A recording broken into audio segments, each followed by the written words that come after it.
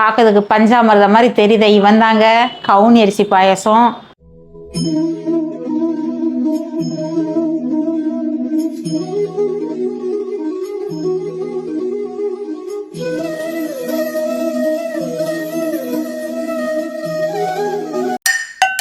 எட்டு ஊரு எச்சில் ஊரு லிஸ்ட் இருக்கு கையில. கம கம கம கம கம கம சமையல்.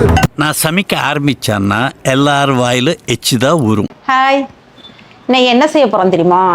பல நூற்றாண்டுக்கு முன்னாடி மன்னர்கள்லாம் சாப்பிட்ட நல்ல சத்து நிறைந்த ஒரு அரிசியை வச்சு இன்னைக்கு சூப்பரான ஒரு சக்கரை பொங்கல் செய்வோமா?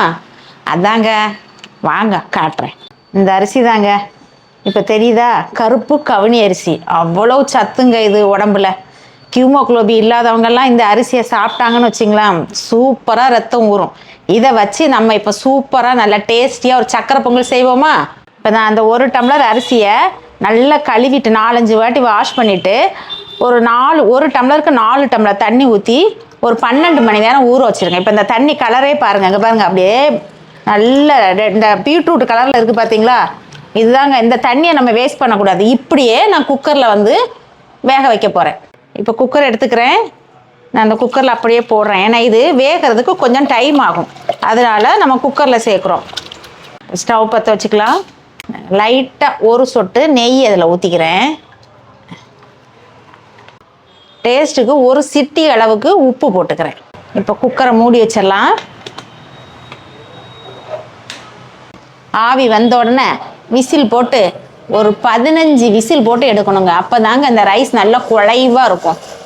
ஏன்னா இது வந்து விசில் வந்து ஒரு 3-4 விசில் எடுத்தாலாம் இது வேகாது. 15 விசில் 10 விசில் ஒவ்வொரு குக்கரை பொறுத்து இருக்குது. அப்படி எடுக்கும்போது நல்லா குழைவாக இருக்கும். நமக்கு ஸ்வீட் செய்யும்போது, பொங்கல் செய்யும்போது சூப்பராக நல்லா சாஃப்டாகவும் இருக்கும். ஆனால் அவ்வளோ ஹெல்த்துங்க உடம்புக்கு. இது வந்து சும்மா லைட்டாக வறுத்து நீங்கள் பவுட்ரு பண்ணி கஞ்சி மாதிரி வச்சு யூஸ் பண்ணலாம். இது வந்து அவ்வளோ சத்து உடம்புக்கு. மிஸ் பண்ணாமல் இந்த மாதிரி டேஸ்டான ஸ்வீட்லாம் செய்யுங்க. இப்போ பாருங்கள், ஹோல்ஸ்லேருந்து ஆவி வருது. இப்போ நம்ம விசிலை போட்டுடலாம்.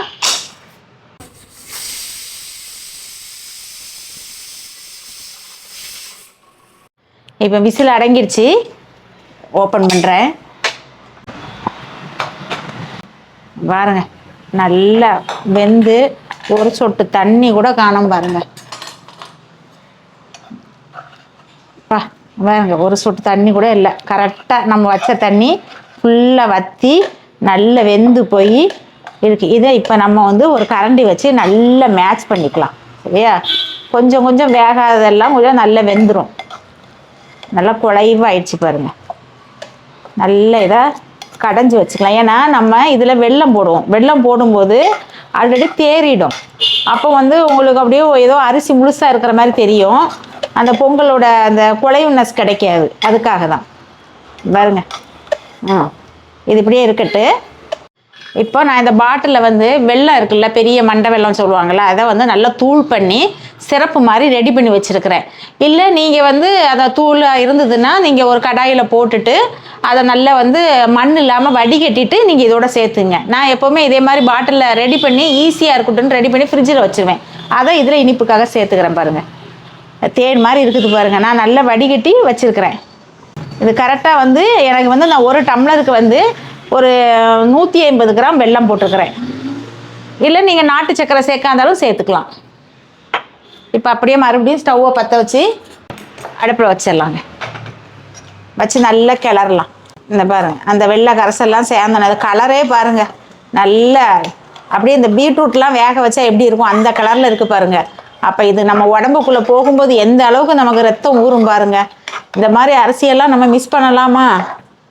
பிள்ளைகளுக்கெல்லாம் செஞ்சு கொடுத்து, இப்போ உள்ள பிள்ளைகள்லாம் ரொம்ப வீக்காக இருக்கிறதுக்கு இந்த மாதிரி அடிக்கடி இந்த மாதிரி அரிசியெல்லாம் வாங்கி செஞ்சு கொடுத்தா உடம்புக்கு நல்ல ஸ்ட்ரென்த்து கிடைக்கும். நான் ஒரு சின்ன டம்ளர் அரிசிக்கு நான் கரெக்டாக 150 கிராம் வெல்லத்தோட கரைசலை ஊற்றிருக்கேன்.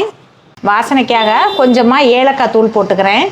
எப்போவுமே நான் ஸ்வீட்லாம் சேர்க்கும்போது கொஞ்சம் சுக்கு தூளும் சேர்ப்பேன், ஜீரணம் கிடைக்கும். அதுக்காக தான். நல்ல கிளறிடலாம். நம்ம அந்த ஐயப்பன் கோயிலெல்லாம் பிரசாதம் கிடைக்கும் பார்த்தீங்களா, அந்த மாதிரி இருக்குது பாருங்கள். அரவணை பாயசம் சொல்லுவாங்கள்ல, அந்த ஸ்டேஜில் இருக்குது பாருங்கள். நல்லா வாசனை அடிக்குதுங்க, சுக்குத்தூளும் ஏலக்காய் தூளும் போட்டோன்னே. இப்போ இந்த ஸ்டேஜில் இது கூட ஒரு ஸ்பூனு நெய் ஊற்றிக்கிறேன்.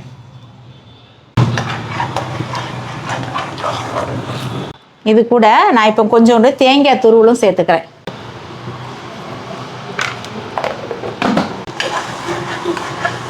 வெல்லத்தோட கரைசல் இருக்குது பாருங்கள், அது நம்ம அந்த தேங்காய் துருவல், சுக்குத்தூள், ஏலக்காய் தூள் எல்லாம் கலந்து அந்த பொங்கல் வாருங்க செம்ம டேஸ்ட்டாக இருக்குங்க. மிஸ்ஸே பண்ண மாட்டேங்க ஒரு வாட்டி இந்த மாதிரி செஞ்சீங்கன்னா. அவ்வளோந்தாங்க. நம்ம இப்போ அப்படியே மெதுவாக இதை இறக்கி வச்சிடலாங்க. இப்போ இதுக்கு ஒரு தாளிப்பு கொடுத்துடலாம். நம்ம ஒரு கடாயை போட்டுட்டு இப்போ ஒரு 2-3 ஸ்பூனு நெய் ஊற்றிக்கிறாங்க. நல்ல வாசனையாக இருக்கும். எப்போவுமே பொங்கலுக்கெல்லாம் கொஞ்சம் நெய் தூக்கலாக இருந்தால் தாங்க நல்லாயிருக்கும். அப்படி வாயில் போட்டால் நான் அல்வா மாதிரி உள்ளே போகணும். அப்போ நெய் கொஞ்சம் தூக்கலாக ஊற்றணும்.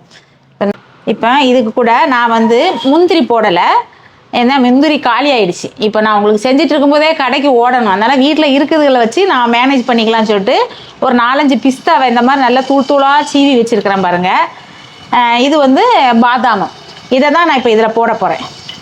இந்த நெய்யில் போட்டுடலாம். 2 டைம் போட்டு லைட்டாக பொரிய விட்டு நம்ம எடுத்துக்கலாம். அவ்வளோந்தாங்க. தூக்கி அப்படியே பொங்கலில் நம்ம கொட்டிட்டு சேவ் பண்ணி சாப்பிட வேண்டியதாங்க. சூப்பராக இருக்குங்க. இந்த மாதிரி பொங்கல்லாம் செஞ்சு கொடுத்தா அடிப்படி தான் நடக்கும் பாருங்க. கொட்டிடலாமா?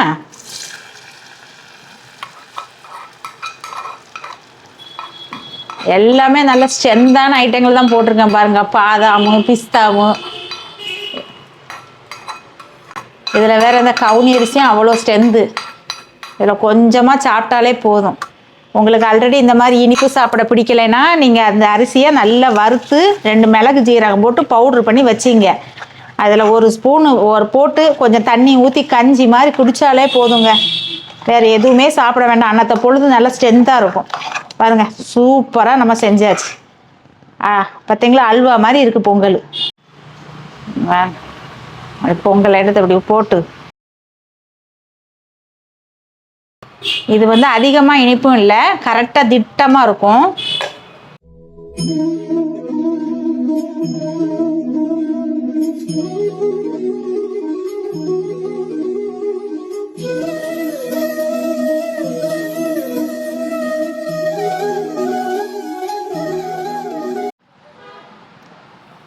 பார்க்கறதுக்கு பஞ்சாமிர்தம் மாதிரி தெரியுது. இவன் தாங்க கவுனி அரிசி பாயசம்.